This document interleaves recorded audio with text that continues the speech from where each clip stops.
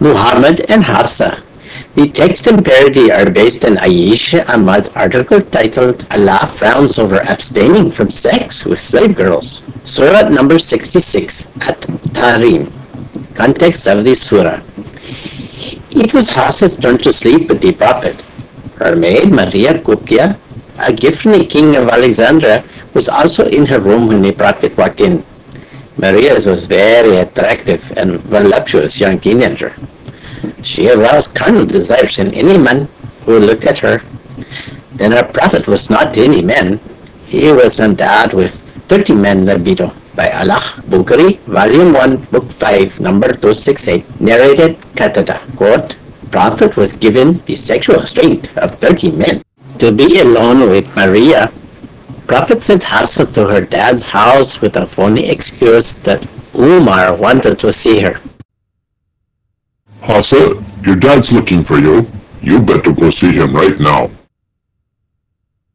Okay, Rasulullah. Umar was not home when Hafsa reached her dad's place few houses down the street. Mom, where's Dad? He has gone to the Al-Manasi field near Bakir to defecate. Why doesn't he go to the field behind our house? Because it is a sunnah to relieve yourself at a place where the Prophet relieves himself. I will wait for him. It may be a long wait. He hides there afterwards to spy on Prophet's wives. Spy on your Prophet's wives? What for? To make sure they are veiled according to the Surah 33 verse 59 when they come to relieve themselves. As you know, this ayah was sent by Allah at your dad's request. Bukhari, Volume 8, Book 74, number 257, narrated Aisha. Umar bin al-Khattab used to say to Allah's apostle, let your wives be veiled, but he did not do so. The wives of the Prophet used to go out to answer the call of nature by night, only at Al-Manasi. One Sauda, the daughter of Zama, went out, and she was a tall woman. Umar bin al-Khattab saw her while she was defecating in a group, and said, I have recognized you, O Sauda. He, Umar, said so. He was anxious for some divine orders regarding the veil, the veiling of women. So Allah revealed the Surah 33, verse 59, Al-Hijab, a complete body cover excluding the eyes. Umar doesn't like what he saw at Al-Manasi. He wished there is a divine command to cover women's body completely. Allah quickly revealed the order of wearing hijab for Muslimah in the Quran, Surah 33, verse 59. Allah agreed with me on three things and revealed ayahs. One of them was the verse of the veiling of women, Surah 33, verse 59. Well, I can't wait that long. It's my turn with Prophet. He must be in bed waiting for me. It is not good to keep your man waiting for too long for sex. Bye-bye. Oh, the Prophet is indeed on Hafsa's bed, but definitely not waiting for her. When Hafsa returned, she found Prophet in bed, but not waiting. He was in action with her maid Maria. Hafsa was outraged. She had a temper of her dad Umar, and she started hollering at him. Astaghfirullah! Rasulullah, you lied and deceived me to screw my maid? Hafsa, mind your language. Surah 33 verse 32 says you should talk to Allah's Prophet in an honorable manner. All wives of the Prophet, speak to the Prophet in an honorable manner. I will speak honorably to the Prophet when the Prophet stops acting dishonorably himself. Having sex with slave girls is not dishonorable. Allah has made them halal for me. Surah 33 verse 50.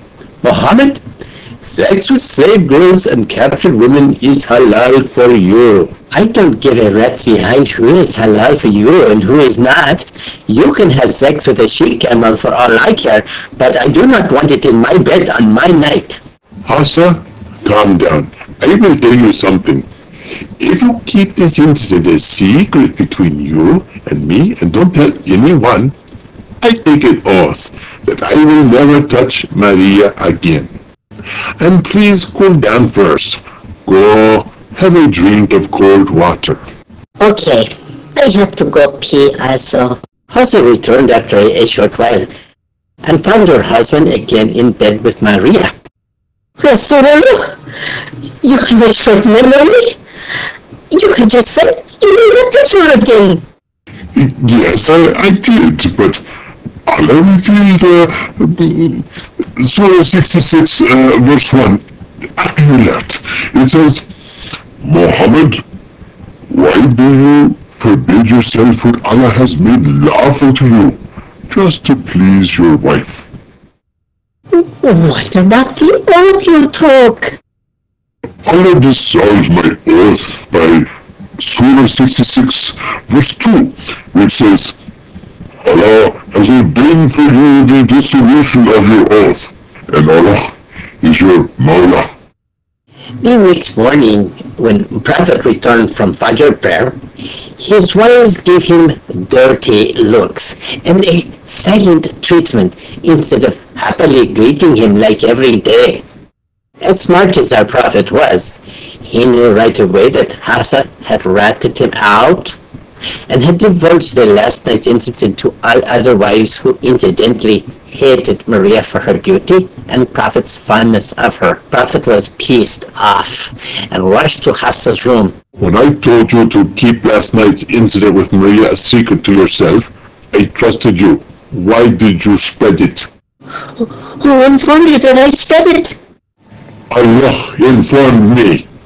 The Prophet had trusted one of his wives with a certain incident. Then she spread it, and God let him know about it. He then told his wife. She asked him, Who informed you of this? He said, I was informed by Allah, Surah 66, verse 3. Hafsa started trembling with fear. She had no idea Allah spied for the Prophet and tattletale to him his wife's private talks and gossips.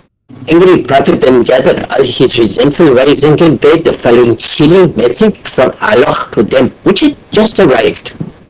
Surah 66, verse 5. If Muhammad divorced you all, Allah will give him in exchange wives better than you who are submissive and devout. That message was a death sentence to the scared wives. A divorce meant starving to death, since nobody was allowed to marry Prophet's wife according to an earlier ayah. The Prophet continued. Surah 66, verse 10 to 11. On one hand, wives of Allah's prophets, Noah and Lut, misbehaved with their husbands, and they were put in hellfire. On the other hand, wife of Kafir, Pharaoh, was well behaved, and she was awarded paradise. All the wives started wailing. Starving to death is one thing. Burning in hellfire forever was something else. They grabbed his feet and begged him for mercy. The merciful Prophet then took pity on them and decided to apply abstention clause of Surah 4, verse 34. Abstaining from sex with wives as a disciplinary action. He could have divorced them like Allah suggested, or beaten them under scourging clause of Surah 4, verse 34. He stayed away from all his wives for a month and slept exclusively with Maria to humiliate them further and make them jealous. Bukhari, Volume 3, Book 43, number 648. The Prophet did not go out to his wives because of the secret which Hafsa had disclosed to Aisha. And he said that he would not go out to his wives for 1 month, as he was angry with them when Allah admonished him for his oath that he would not approach Maria. Allah also decided to pitch in the misery of Prophet's wives by making Maria pregnant with a baby boy, Ibrahim, something Muhammad desired most, and which he could not be delivered by any of the 9 resident wives. But then Ibrahim died when he was 2. The end.